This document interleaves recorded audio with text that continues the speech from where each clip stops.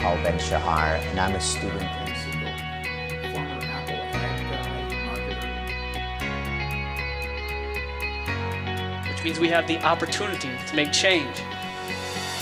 I've never been to the Silicon Valley before.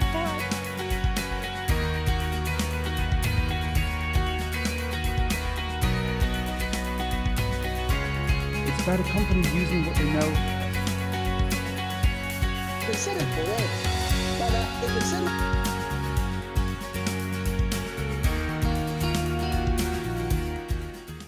For one final time, welcome back to IBTM TV. It's now time for a story. Former eVisionary and executive consultant for IBM and founder and managing partner at StoryMiners, Mike Wittenstein, and his team help leaders around the world win adoption for their boldest ideas and strategies. Stories over spreadsheets are often way more powerful. Mike and the StoryMiners team have helped brands like IBM, the University of Phoenix, and McDonald's turn immense changes into massive opportunities. And we are thrilled he is closing out today's IBTM TV. Stay with us for what promises to be an entertaining and thought-provoking Q&A session with former eVisionary at IBM. It's over to Mike Wittenstein. Good afternoon, everyone. Greetings from Atlanta, Georgia, and from the United States. Before we jump in to talk about the next-gen meetings you want to do in 2021, I'd like to tell you a story about Trevor. Trevor works in the event business on the sales side of meeting planning. In March of this year, Trevor stopped going into the office to make sales. He didn't lose his job. He just wasn't allowed to go into the office. So, Trevor set up a home office. He upgraded his computer, got a camera, some lights, and a background. He also increased his internet speed. His company found and paid for an online course to learn about selling in a virtual world. Since Trevor now stayed at home much of the time, some of his purchasing habits changed as well. He stopped going to the dry cleaner, put his gym membership on pause, fell in love with grocery delivery, and returned to mowing his yard. To get more exercise, he walked his dog an extra time every day. You know, it's nice to get out of the house. Sounds eerily familiar, doesn't it?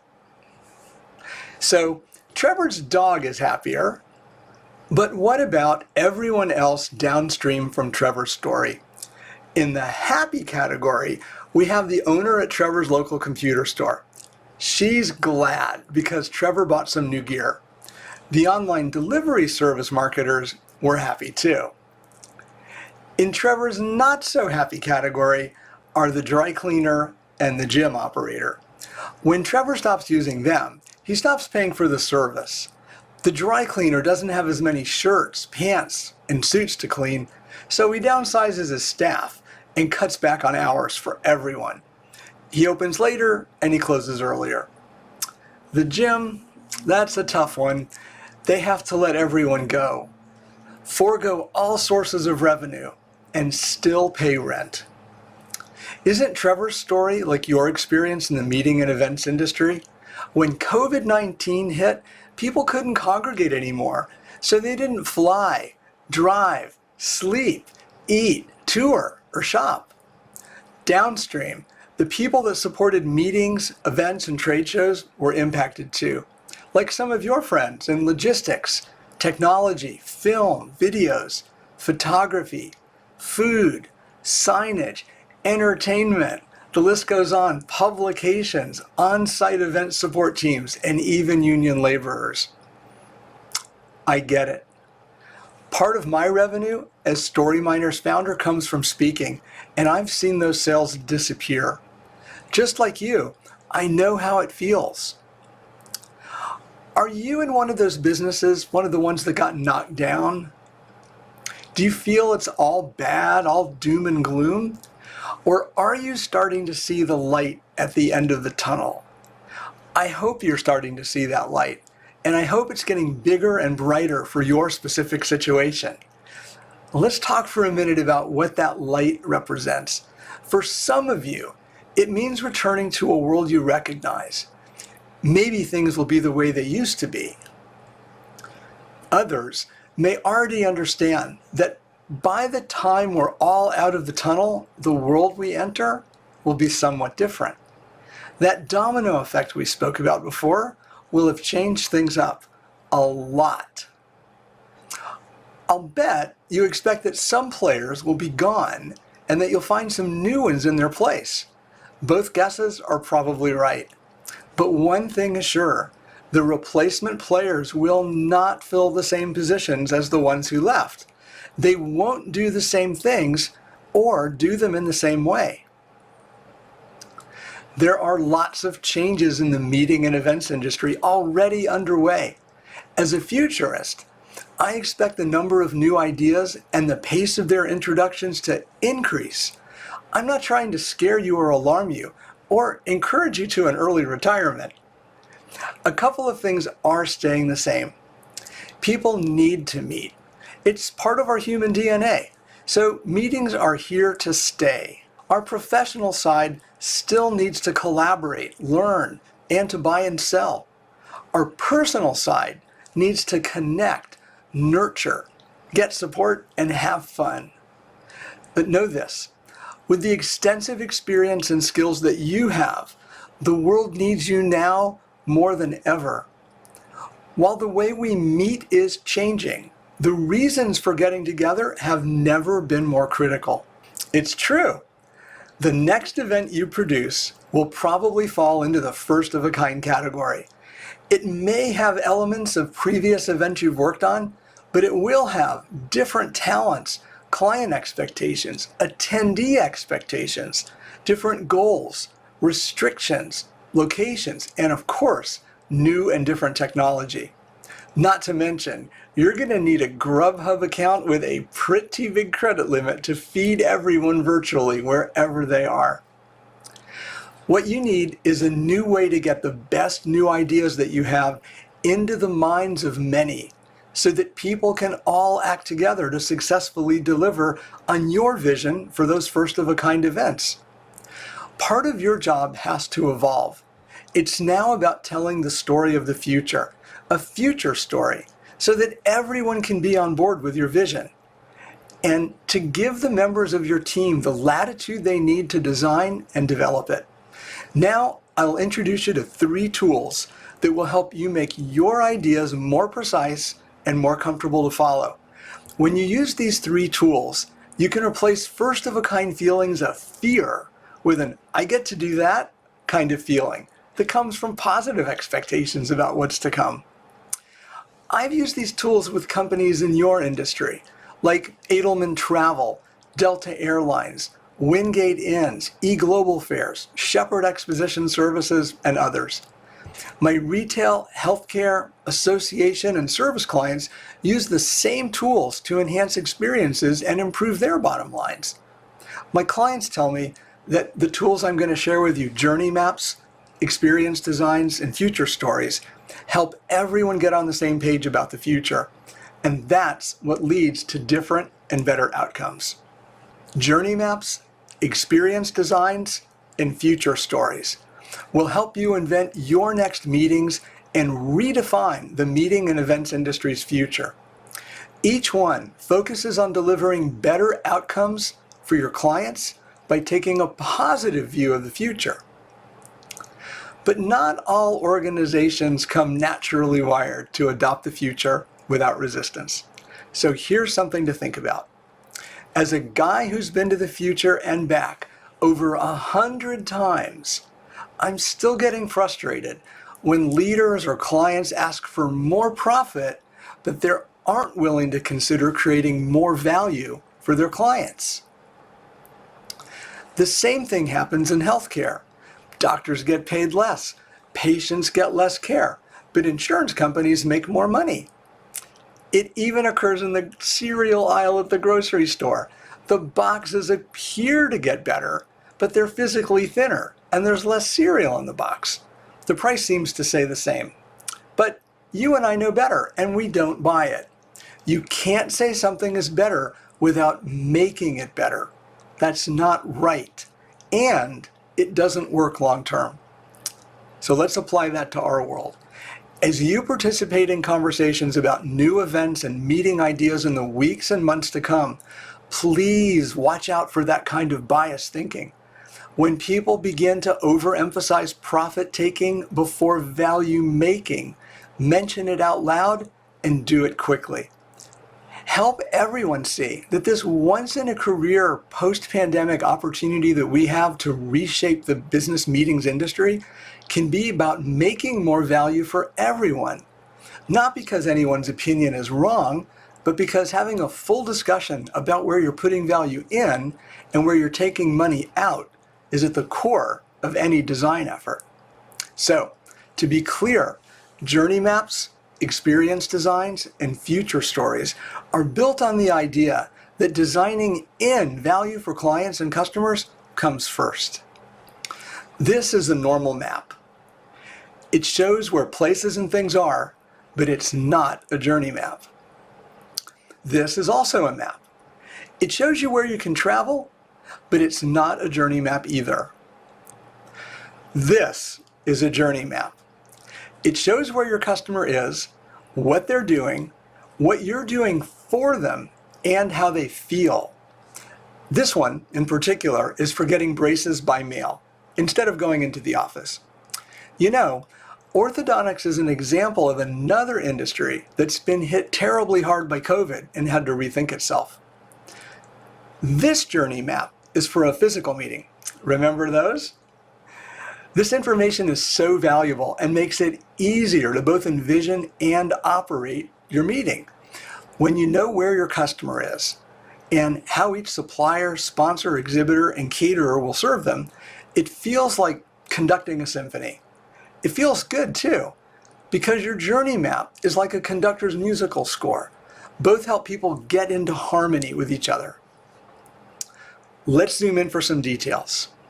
Don't worry, we won't go too deep. The handout will put you in touch with software packages that will make it easy to make your journey map for your first-of-a-kind event. First, we must understand the players. They're called personas. You get the information about them from interviews. You've probably seen these as part of market research before. You know, Nick lives in a house, works in sales, has a college degree, and has 2.5 children. By the way, have you ever seen the half of a child? To build a journey map for an upcoming 2021 meeting, you'll need to know more, specifically the details Nick needs to achieve and how he wants to feel. All right, let's go to the map. These colored sections represent the stages in the experience. That doesn't refer to an actual stage or a specific place in the venue. Instead, each stage shows where parts of the experience start and stop. Having these boundaries makes coordinating the efforts of many specialists much more manageable. These next two rows are significant. They indicate what Nick, the attendee, is trying to achieve and what he expects you to do for him at each step in his journey. Having this detail makes it easy for everyone to see who's responsible for what. Now is the moment in event design and planning where everyone gets on the same page. The process lane explains what the attendee, Nick, is doing in each stage. It includes the requirements for how your show or meeting must work. The next lane shows which channel Nick is in and the sequence of events. This journey map makes it easy to see if Nick's activity is sequential, random, or repeating, based on the shape you see. Remember in the persona how we captured Nick's desired emotions? Well, the next lane, labeled here as experience, shows how the experience is designed for Nick. In other words, how it makes him feel. Emotions might seem like a soft or qualitative kind of information to include. That's true, but it's essential. And why is that? Because when different players organize their parts of an event, each needs to know how to steer their efforts. Just a little bit of emotional information is usually all that it takes for people to align with each other. The next row indicates problems. Here your team can jot down the issues Nick's expected to have or the ones you're trying to engineer out of the system. The cool thing is you can do this before the event, so you have a better chance at success.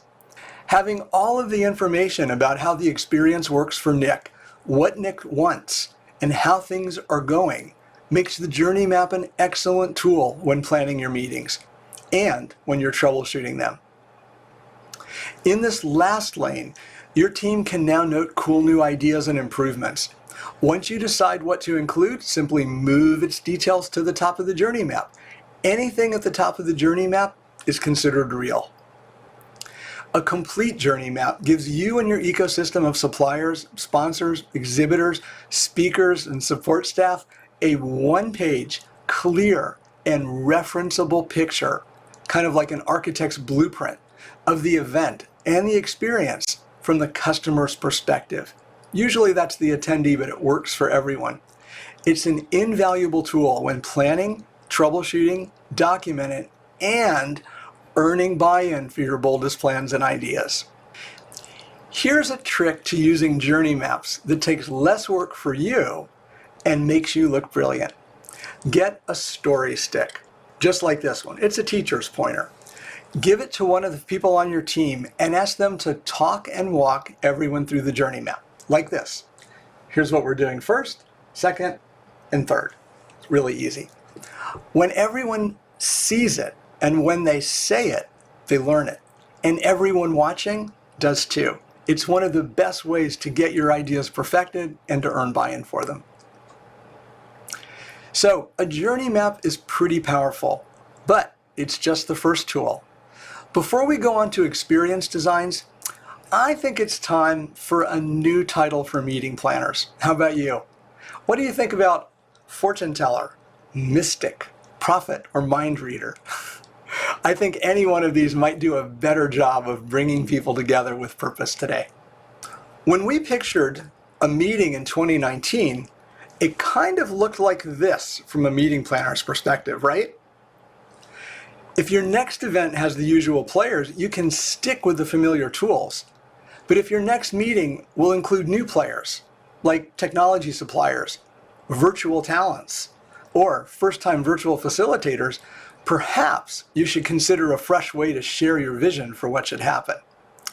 Exploded diagrams in comic books make ideas easy to understand because they teach basic concepts and details at the same time. I think diagrams in comic books work so well because they supply context for readers to explore. StoryMiner's experience designs do the same thing. Experience designs zero in on the details of attendee interactions. They can also focus on other players in your ecosystem, anyone behind the scenes. While a journey map shows where a customer is and what they're doing, an experience design shows how they do it. Check this out. The image on the left shows a trade show booth walk-up encounter. Notice it's got an app associated with it. Looks great. Lots of curb appeal. But how does it work? It doesn't have a lot of detail. The exploded image on the right shows all the detail that goes into the encounter.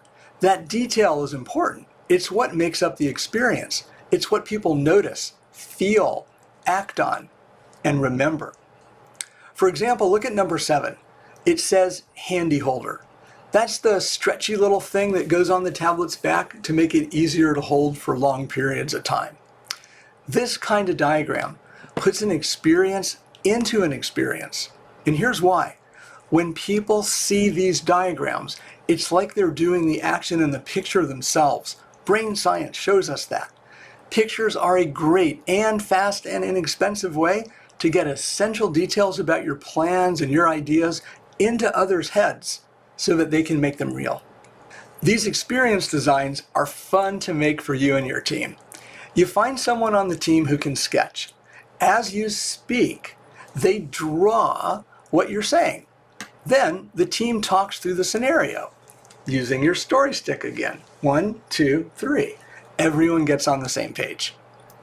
We've used this approach dozens of times to depict everything from hospital check-ins to digital restaurant drive-thrus at restaurants, and from facilitated strategy sessions to workshops and hybrid meetings. It works. This third tool, future stories, is my favorite. Knowing how to use a future story is like having a superpower. A future story is your idea for a meeting set in the future and described in convincing detail so that the people around you understand it and want to help you make it real. A future story is clear, specific, actionable, and inspiring. Let me tell you a story. See how you leaned in just a little bit? We humans are wired for stories. We've used them to teach, share, entertain, and even find mates and dinner for thousands of years. When you hear a story, your brain works differently from reading a report or looking at a chart. A story starts right here at the emotional center of your brain and engages your imagination nearly instantly. Great stories wrap themselves around you. You probably know someone, or maybe it's you, who can lose themselves in one of these hero journey stories. One reason for their transformative power is that when people see themselves in the role of the hero, they experience the given circumstances as if they were the hero. It's so much more real. It's so much more actionable. Are you feeling what I'm saying? That's precisely what future stories do. They allow you to believe a new set of given circumstances without resistance. A good future story encourages you to bring your creativity, desires, and experience with you as you imagine yourself side by side with the hero. It feels like their experience is your experience. Do you know what I mean? Let's apply this future story idea to meetings. What might that look like? Let's start with a real situation. Suppose you're trying to move from this established 2019 format to this more modern 2021 format. Let's also imagine that you've got less time to plan and higher expectations to deal with. How do you even depict that kind of future? What words and graphics can you put in a PowerPoint to do your vision justice? It's nearly impossible. But don't worry, it's going to be okay. Just chill. You've got future stories on your side. So instead of this, you can bring people into a compelling and clear vision of the future you see.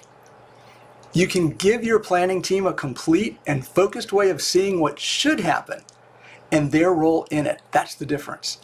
Using a story with a told from the future's point of view twist gives us all a way to collaborate in a prototype of the entire event. Story is a prototype.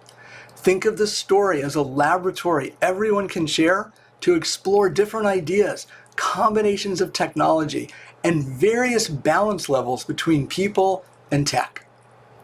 Here's how one company is doing it.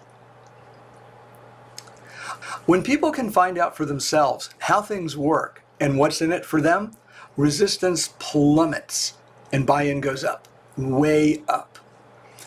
I've picked pieces from completed Story Miners projects so you can see for yourself what kind of information people like to put in their future stories. So let's go.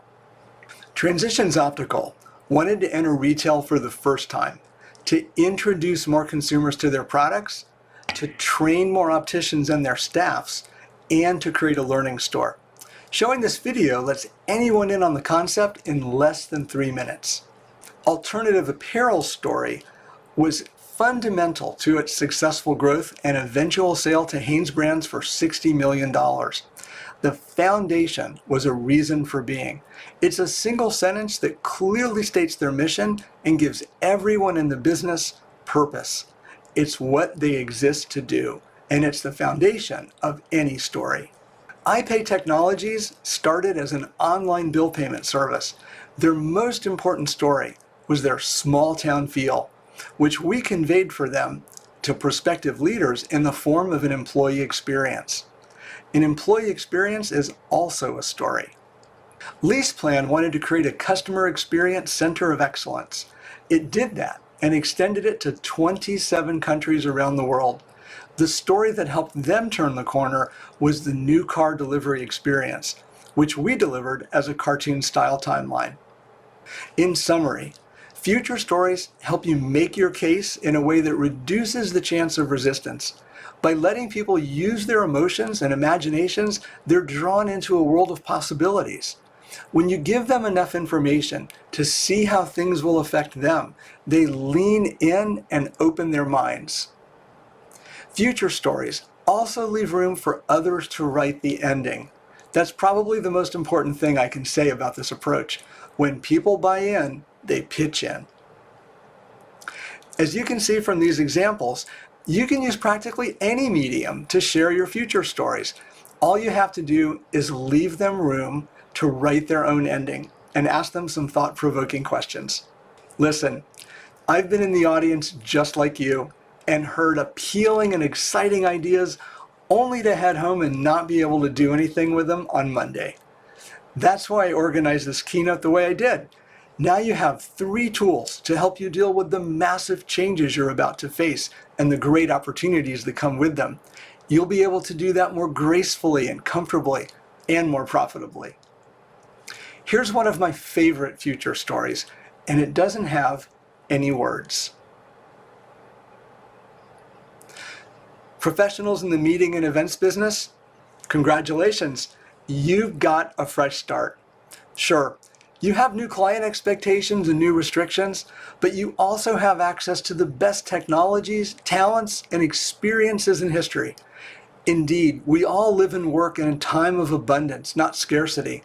I ask you to share your next event as a future story.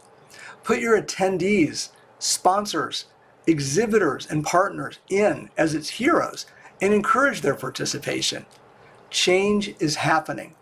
With a clear picture of your next event and everyone's role in it, you can make it fun, more comfortable, and profitable.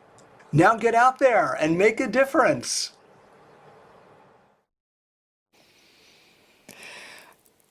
I'm utterly inspired, as are our audience, and it's great welcoming you, Mike, here onto our virtual IBTM TV. Good to have you with us. How are you? I'm doing fine. Good evening to you and to everybody listening from everywhere. It's great to be here. You speak a language that I am very familiar with, being a meeting designer. And again, we've got some great questions coming in. Not enough time to answer them all, I'm sure, Mike. But you're talking about the journey maps, and we enjoyed watching the video and seeing the illustrations. Now, we're in a virtual world. Teams are working remotely. Does this work in terms of the designing when everybody is in different parts of the country or indeed the globe, sitting at home, not being together in a room, having that design experience? You know, it does, and it works better, but it works differently. When I do these sessions now, that guy that you saw, his name is Jorn, he's based in Copenhagen. He works on his tablet while we're talking, and everybody gets to see the picture evolve at the same time. Others are taking notes on their ideas or doing their project plans. So we just set up a number of different whiteboards like Mural and things like that so that everybody's working simultaneously. So what you get when you're in person is that vibe and that energy, and it's corporeal. But when you're working online, everybody's brains are connected in a different way. They can build on each other's ideas in real time. You can see it, and it triggers you to do something else. So the bandwidth is a lot higher than when you're in person. So that's one of the advantages. And yes, it works. It's great to hear that. It really is. Now, one of the conversations that we hear time and time again, even by the most motivated event designers, the meeting architects amongst us, is that communication with our stakeholders, the bosses, the ultimate, perhaps, meeting owners.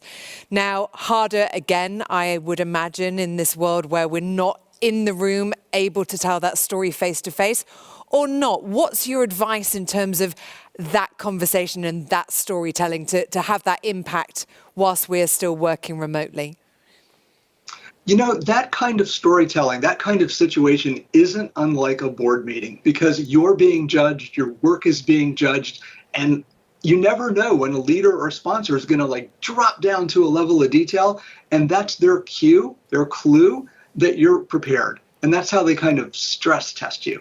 So what's cool about experience design is you can start with a very high-level story arc. We're going to start here, go there, finish up over here. You add some pictures to it.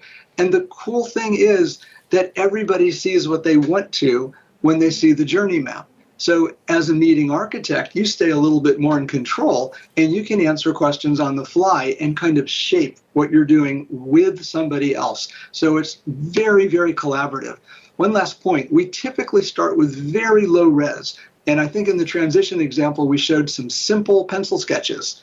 And we also showed some 3D renderings. The same thing happens when you're building out these designs for a meeting. You start with simple and fast, easy to erase, easy to replace. Then you move into more detail, more resolution. A 3D diagram is something that all of the show supply folks and the exhibitors and fabricators can work from, as an example. You talked about crystal balls. I think crystal ball is the new phrase. We've been using that a lot over the past 15 hours in terms of, what the future looks like, because none of us know that crystal ball at the moment. But for those of us in our audience who are maybe slightly intimidated by this event design process, thinking that's too complex, I don't have a big team around me. We have a lot of small businesses, as you know, in our industry. One lady bands, one man bands, whatever we want to call them. How do we work? How do we find that team to help us make that first step? Because this is the roadblock and the journey that we need to be taking. I think we all understand event design is the way forward to successful events in the future. What do we do without those big teams and those organizations? Okay, so there are two things that you can do. The first one is you can make your own team. So just start a mastermind group. Let people know that you're going to be working and you'd like to bring some other folks together, and you can figure it out on your own. There are lots of resources on our site, online, everywhere else. So commit to it as a team. The risk of failure is less. The speed is usually a little bit faster. And you delegate the learning so that each person is responsible for bringing something back to the team. If you have 5 people, you'll learn 5 times faster. The other thing that you can do, and this is what a lot of self-made people look back on and say, is just start. Don't start with a huge project, your biggest project of the year or your most important client. Start with a B or a C project, something that's a little bit more manageable, and just start doing it. It's like learning Adobe Photoshop or how to ride a bicycle or how to swim. Once you get into it, you start to see the world differently. Here's what I've seen. When meeting planners and when any kind of executive are trying to present their idea for approval, they think it's all or nothing. And the reality is that you can get there in several little steps. So when you're sharing your work, say, hey, we're going to give a high-level look at a direction and just get feedback on that. Then come back with a little bit more detail on here's how we think the flow might work and here's where the revenue streams are. And then come back again. Here's some detail around the programming and so on. So little bit at a time. It's kind of like building a piece of fruit. You start with the seeds and it grows and then you put the skin on and voila, you have some fruit. So reduce the stress on yourself. Don't stress, get started straight away. Mike, we could talk to you for the remainder of the day, but we only have minutes left. So I'm going to say have a great rest of your day. Look forward to seeing you at an event in person soon. You take care. A pleasure. Thank you so much, Mike. What a great way to wrap up IBTM TV 2020. We've got too many highlights to share in a couple of minutes, but I think we all probably have got the same messages out. Reimagine, be resilient, refocus, and recovery are some of those crazy words that we've heard. We've heard about the crystal ball. We've heard about the positivity in the whole sector. So over the last 15 hours, it's been incredibly positive. I hope you've taken a huge amount from today. I know I certainly have. We have had 15 hours of content today. It's gone in a flash. So if you have missed anything, I'm sure you haven't, but if you have missed something, this is a reminder that it will all be available on demand for the next 2 weeks. We can't close out without saying some thank yous. Massive thank you to our IBTM TV sponsors, Meet England and the Monaco Convention Bureau. Our headline sponsor, Andalusia. We look forward to being in beautiful Andalusia next year. as well as our other partners, Korea Tourism Organization and Munich Convention Bureau. A great big thank you to all our speakers and panelists across all our platforms. I'm sure she's tucked up in bed, but a big thank you to Andy Osho, our host for earlier today, and a great huge gracias to the team here in the studios, behind the scenes, safely helping us broadcast IBTM TV.